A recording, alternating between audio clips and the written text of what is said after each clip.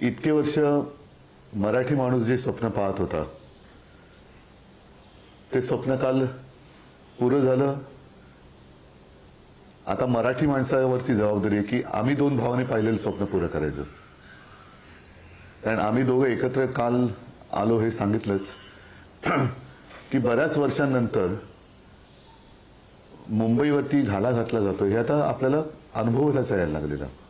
म्हणजे ह्या गोष्टी केवळ कोणीतरी काहीतरी हवेत बोलतो अशातला भाग नाही. गेल्या काही निवडणुकांमध्ये तसं चित्र नव्हतं.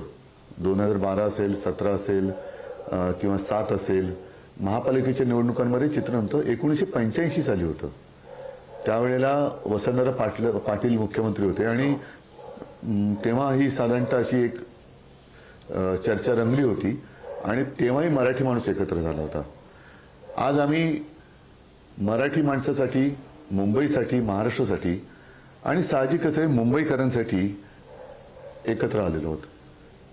कारण नाहीतर मुंबईची स्वायत्तता मारली जाईल. जी अर्धी मारली गेलीच आहे गेल्या 4 वर्षामध्ये, ती पूर्णपणे खतम केली जाईल आणि ती होऊ नये म्हणून आम्ही एकत्र आलो.